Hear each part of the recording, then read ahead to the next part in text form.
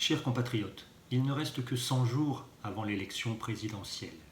Alors je veux vous présenter mes vœux pour 2022 sans faire un long discours. Écoutez-moi, surtout si vous souhaitez interrompre l'épidémie sans entraver l'économie. Si vous ne voulez pas vous retrouver devant le même choix électoral qu'en 2017, et surtout si vous aspirez à autre chose que les promesses des politiques habituelles sans tomber entre les mains des polémistes professionnels. Vous ne me connaissez pas. Je suis le candidat inconnu. Inconnu alors que ma candidature a été présentée à plusieurs médias depuis avril 2021, mais aucun n'a enregistré. Pourquoi ? Parce que je ne fais partie d'aucun parti politique peut-être, ou parce que je n'appartiens à aucun communautarisme. Je suis médecin à Bordeaux. J'ai été chef d'entreprise pendant 20 ans. Depuis le début de l'épidémie, j'ai sélectionné des appareils purificateurs de l'air et virucides. Je les ai testés avec des compteurs de particules puisque l'Agence nationale ne le faisait pas. En mars 2021, j'ai proposé aux autorités d'équiper un restaurant à Bordeaux de ces purificateurs pour tester la formule, mais je n'ai eu aucune réponse. J'ai fondé une maison médicale anti-Covid. J'y ai rassemblé tous les moyens de lutte contre le virus à côté de la vaccination. Pour l'inauguration, j'avais invité toutes les autorités locales, mais aucune n'est venue. C'est pour le moins curieux. J'avais prêté sur sa demande à un maire de la communauté urbaine de Bordeaux un de mes purificateurs pour équiper un restaurant scolaire de sa commune. Mais au dernier moment, il a renoncé en m'indiquant que sa sécurité politique en serait menacée. On croit rêver. Le jour de Noël, nous étions 16 à table en famille. Tous vaccinés, 3 doses ou 2 doses, la seconde assez récente. Tous testés antigéniques négatifs du jour même. Le lendemain, 2 cas sont symptomatiques. Ils seront PCR positifs. Tous les autres convives testés resteront négatifs. Alors je dis merci les purificateurs virucides de l'air que j'avais installés. Alors que faire en période de crête épidémique ?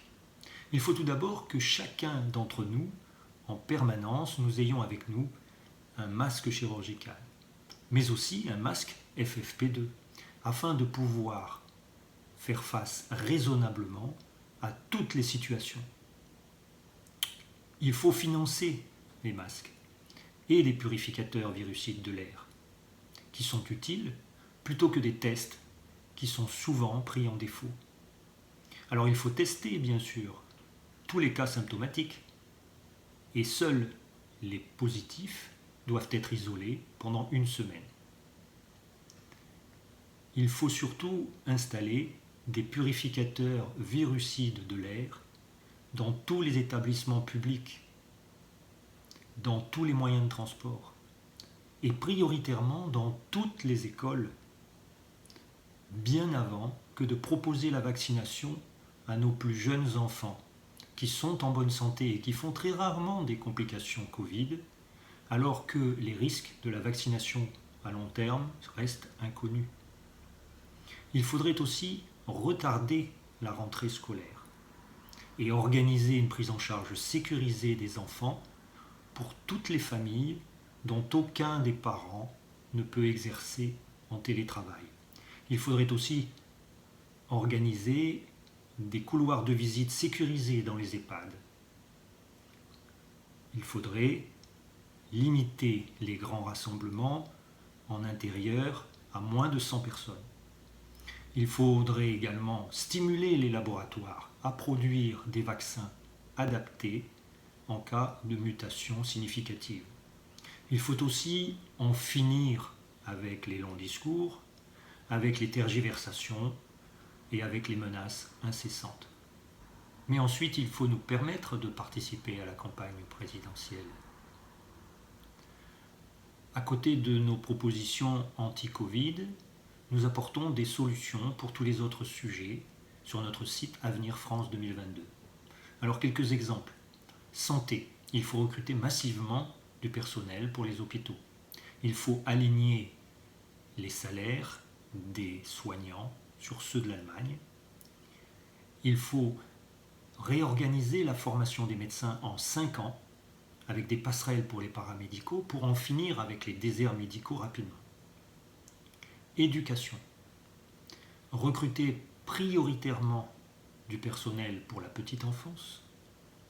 Là aussi, il faut aligner les salaires des enseignants sur ceux de l'Allemagne. Et nous proposons également le rétablissement d'un service militaire et civique. Nous proposons de 3 mois. Sécurité.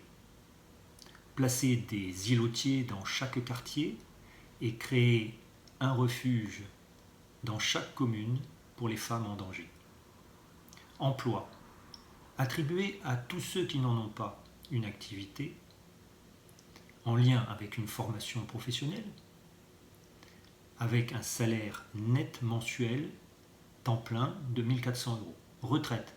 Un âge entre 55 et 65 ans selon pénibilité, un minimum net mensuel de 1 000 € pour une cotisation pleine et après transfert des compétences. Énergie et climat. Un plan hydrogène immédiat et ambitieux en lien avec les énergies renouvelables et le nucléaire. Réindustrialisation, relocalisation, réorganisation des services publics hors métropole, justice sociale, image de la France et bien d'autres sujets. Allez donc sur notre site Avenir France 2022, vous pourrez y visiter la maison médicale que j'ai fondée, vous pourrez participer activement au référendum sur les 200 mesures pour forger un programme qui devrait être celui de notre prochain président. Mais surtout pour que notre programme puisse participer à la campagne présidentielle, il faudra que 500 des 42 000 élus nous le permettent en apportant une promesse de soutien. Peut-être qu'alors enfin les médias s'intéresseront à nos propositions et à ma candidature. À très bientôt, je l'espère, avec France 2022. Recevez nos meilleurs vœux de santé et de liberté. Vive la République et vive la France.